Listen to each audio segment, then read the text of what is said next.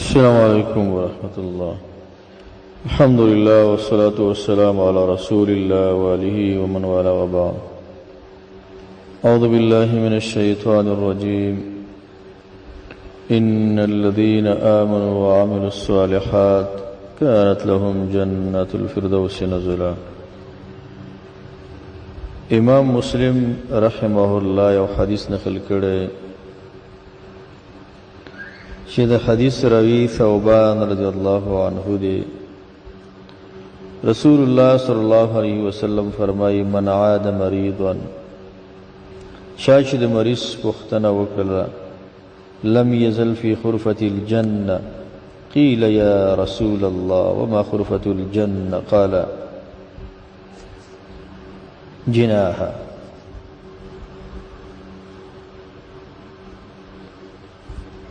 نبی صلی الله علیه وسلم نه پوښتنه وشوله چې څوک چې د مریض پوښتنه کوي دا به په جنت کې. د دین دا معلومیږي چې د مریض پوښتنه ډېر اجر لري.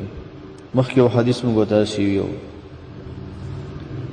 چې څوک د مریض پوښتنه په سار کې وکړي تر ماښام پورې ورته 80,000 ملایکې دعا کوي، چې ماښام کې وکړي تر ساره پورې ورته 80,000 ملایکې دعا کوي، ساره کې تر ماښام پورې ورته دعا کوي. او دې حدیث کې وایي چې څوک د مریض پوښتنه کوي دا به جنت کې،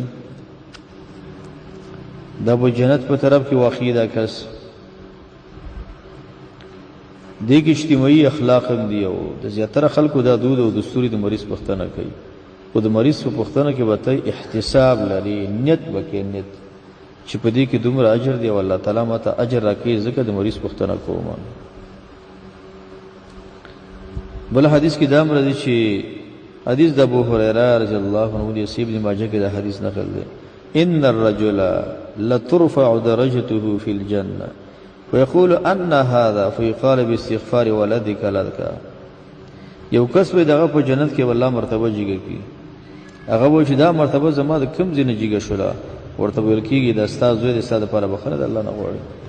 مور او پلار چې د چا وفات هغه دپاره دعا کوئ، چې کله ژوندي د عافیت دعا ورته کوئ، نیکیو کې د استعمال دعا ورته کوئ. دی ښه اقدام دی، ښه سوچ فکر چې انسان سره وي.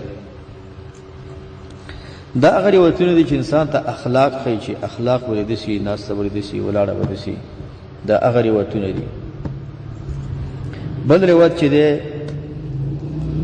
بل روایت داسې موجود دی. بل روایت حدیث د ابو درداء رضی الله عنه دی.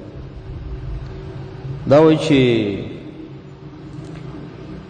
نبی رسول الله ته یو کس راغی، ورته وایي ان لي امرأة وان امي تأمرني بطلاقها. و زما مور د ماله وجه خپله ښځه طلاق کړه.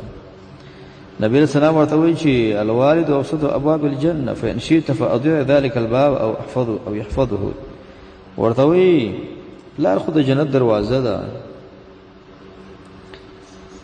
او چې کله تا ته امر کوي په هغې باندې چې یعنې پلار د جنت دروازه ده، یا یې ځای که برباد یې که یا یې حفاظت وکړه. نو ستا خوښه چې ته د والدینو خبره په دې باب کې منې او که نه منې. والدینو خبره منل خو حالات ته به سړی ګوري. کله کله والدین نشیانې چرسیانې او ډېره نیکه زنانه یې ګوري، ښایسته نیکه ښځه خو دودو نیکۍ ورسره نه لګي. بیا د څوک بچي له پکار چې بیخي دا کور جدا کړي، او چې کله پکې جرم وي او والدین تا ته وایي چې دا جدا کوي او ځان نه جدا کوي، حالات ته به ګوري. حدیث د جهامه السلمي رضی الله عنه امام نسائی نقل کړي. دا نبی رسول الله ته راغی، ورته وایي چې اے د الله رسوله، یا رسول الله اردت ان اغزو وقد جئت استشيرك. اے د الله رسول زما اراده ده چې غزا وکم، زه راغلم که تاسو سره مشوره وکړم، څه وکړم؟ نبی رسول الله وایي چې هل لك من ام؟ مور دې شته؟ وی نعم مور مې شته دی. نبی رسول الله وایي چې فالزمها فإن الجنة تحت رجليها. مور او پلار سره پاتې شه، مور دې شته، بس د مور او پلار احترام کوه، بس همدې کې جنت دی. د مور او پلار د قدمونو لاندې جنت دی. د مور او پلار احترام کوه، د دې په نتیجه کې به الله تعالی ته جنتونه درکوي، الله تعالی به تا ته راضي شي. دې حدیث وردا معلومیږي چې نبی سم دا کس ورته وایي چې زما غزا ته اراده مشوره کوم، څه وکړم؟ وایي مور دې شته، وایي زه د مور او پلار احترام کوم. خو حالات له به ګوري، کله جهاد هغه دفاعي شي، کله اقدامي شي. چې کله دشمن در باندې راشي کافر بیا به د مور پلار اجازه ته نه کوي او چې کله اقدامي جهاد دی سړی ځبل هیواد ته ځي د هلته مور پلار نه به اجازه چېرې دا پکار ده بل حدیث عجیب حدیث ته امام ترمذی رحمه الله نقل کړی دی هغه وایي چې رضا الرب فی رضا الوالد وسخط الرب فی سخط الوالد دا الله تعالی رضا په دې کې ده چې پلار دا ناراضي او چې کله دنا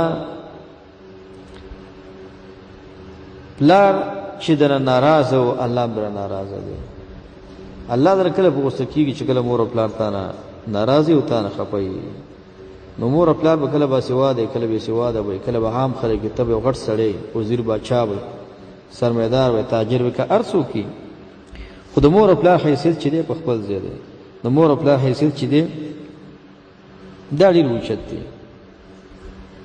یو حدیث کې دا راځي نبی رسول الله وایي چې د شپې ما خوب ولیدم نمت فرأيتني في المسجد وسمعت صوت قارئ يقرأ وګورم چې سړی دی قاری د قرآن لولي وایي زه خو دا څوک دی ما ته وایي چې دا حارثه بن نعمان دی وایي نبی رسول الله وایي چې کذل بر نیکي همدارنګه وکان ابر الناس بامه د مور سره ډیره نیکی کوله نبی رسول الله درې تایید ولې کوي وایي د مور سره ډیره نیکی کوله او یتر خلک چې کله نکاح وکړي وځي مور او پلار نه پیژني حال دې چې مور او پلار حیثیت ډېر اوچت دی نو مور او پلار ډېر کرام پکار دی ډېر عزاز د مور او پلار پکار دی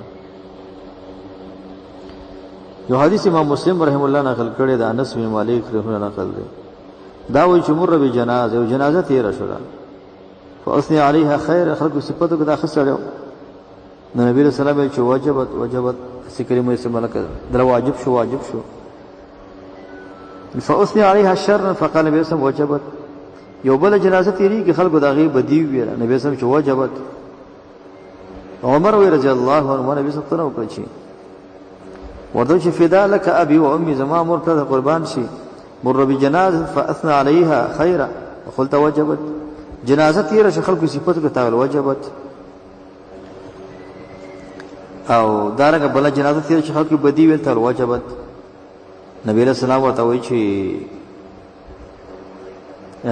من اثنيتم عليه خيرا وجبت له الجنه انسانان د زمکه ایمان والا خلک چې چا صفت کې دغه پر جنت واجب دي ځکه تاسو نه ګوري چې انبیاء خپل دعاګانو کې د ثناء حسن غوښتنه کړې ده ابراهیم علیه السلام ته الله تعالی په دنیا کې ثناء حسن ورکړی ده هر څوک سره مینه کوي هر څوک صفت کوي نو نبی رسول الله وایي تاسو ګواهان اوسئ کنه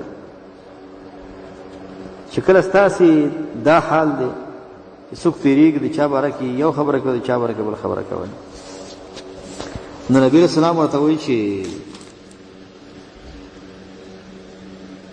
انتم شهداء الله في الارض انتم شهداء الله في الارض انتم شهداء الله في الارض درې نبی سم ورته ویل تاسو د الله ګواهان اوسئ کنه تاسو چې ویل خبره امغه ده او دا عموما ټول کو څه دا خبره کوي خلک یې پلان کې مرشد د بخلون دی خدا الله دی وخی ور د بخلون نه دی دې دومره بد اخلاقی کړی دی یا قتل کړی یا ظلم کړی یا وحشت کړی دی هر ناروا چې کړی د خلکو زړونه پر سوري دي نو په خلکو کې ثناء حسن نه لري په کار چې ارڅ په خلکو ثناء حسن ولري ثناء حسن په دې کې چې صدقه ورکي بل سره احسان وکي د چا د احسان د بیرته دا ته مکو چې بدل ماته وشي هر چاته خیر رسوا شر چاته مرسوا که په لاس کې په خپای کې پسترګي کې پر طرفي که په اصلي چاته شر مرسوا تل د پاره بس هر چا د خیر اراده کوي دې کې خیر دې کې فایده ده الله تعالی